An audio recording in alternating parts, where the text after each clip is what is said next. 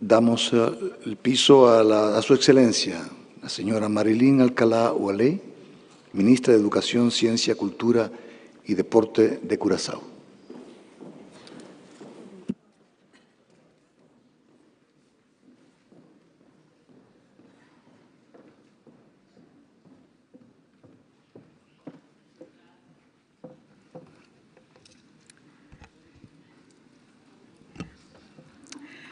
President of the General Conference, Chairman of the Executive Board, Director General, Excellencies, distinguished delegates, ladies and gentlemen. The government of Curaçao congratulates you, Mr. President, on being elected to preside over the 40th General Conference of UNESCO and wishes you continued success in the following proceedings.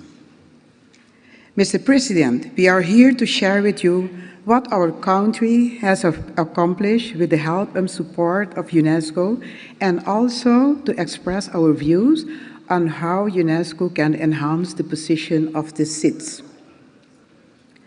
During this General Conference, the draft Global Convention on the Recognition of Qualifications Concerning Higher Education will be adopted.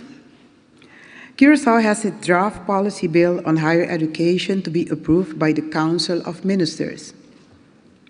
All 6 regions had significant input in the drafting of the Global Convention. But, Mr. President, we want to express a point of concern and attention. We ask that the associate members be given the opportunity to have a more active input when drafting important and any other documents that can have an impact on their country. After all, the Constitution permits this, and I quote from the Resolution 41.2 adopted by the General Conference at its 6th session, stating, "Rights and obligations of associate members." Paragraph 2, to participate equally with members subject to limitation on voting in paragraph 1 above, in matters pertaining to the conduct of business of meetings of the conference and such of its committees, commissions, and other subsidiary organs of the General Conference may, from time to time, indicate in accordance with the rules of procedures of the conference. Mr. President, times are changing. Is it not time to implement this in all the actions of the UNESCO family and also give associate members the opportunity to vote in committees or at least in their own region? We are therefore going to explore the possibility to work on a draft resolution with the support of other associate members to be submitted to the Executive Board as the Constitution permits, so that this can be voting on during the 41st General Conference in 2021. UNESCO is the leading coordinator agency for the United Nations, and the SDGs are being implemented in our Caribbean countries, particularly SDG for quality education.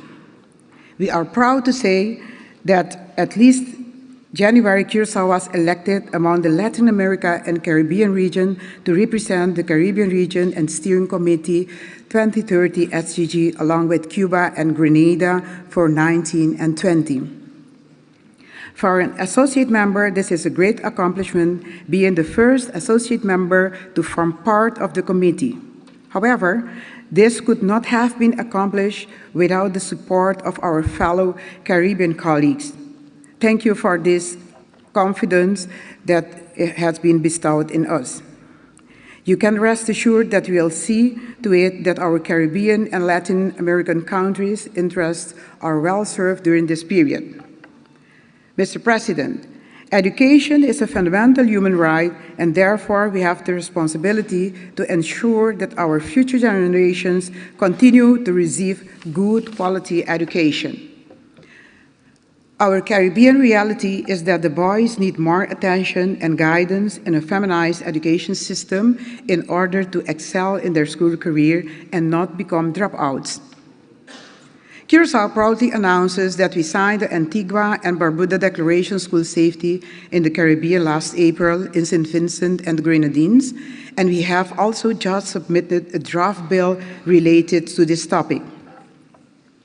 Mr. President, there are major trends affecting Caribbean states, such as devastating effects of climate change and the rise of sea level, which are the most direct threats to the sustainable development of the states in our region. Curaçao stands in solidarity with our sister island of the Bahamas, which was affected by Hurricane Dorian, and among other tendencies are also youth unemployment and high dropout rate, which has our attention. How can UNESCO continue to support the SIDS? By upgrading SIDS from only a priority group to making it the third global priority next to Africa and gender equality. Curaçao supports the proposal that the Cluster Office of the Caribbean explore the possibility to organize a meeting at headquarters to complete the consultation process compared to the revised SIDS action plan. Our ministries are working on a Curaçao climate change policy assessment from funds receiving through the participation program, as it is important to have a policy in place. The Secretary General of the United Nations, Antonio Guterres, remarked during the high-level midterm review of the Small Island Development States in September last, it is time to make big decisions and big investments in small islands development states. And the time is now. Curaçao is doing its part and recently launched a second Caribbean island, the UNESCO project, Bring Your Own Back.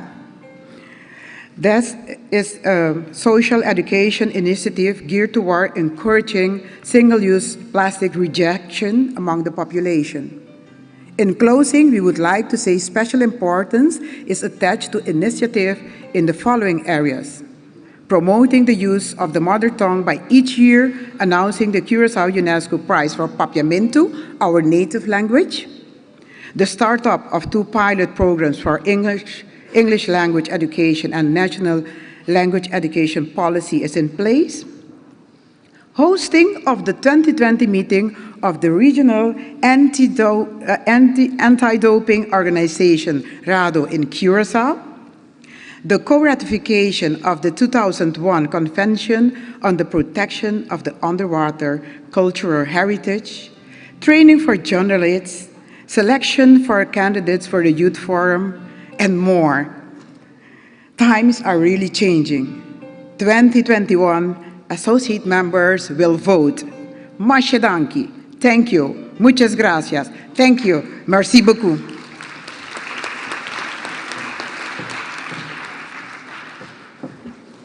Gracias a Su Excelencia, Ms. Marilyn Alcalá Bolé, Ministra de Educación, Ciencia, Cultura y Deportes de Curazao.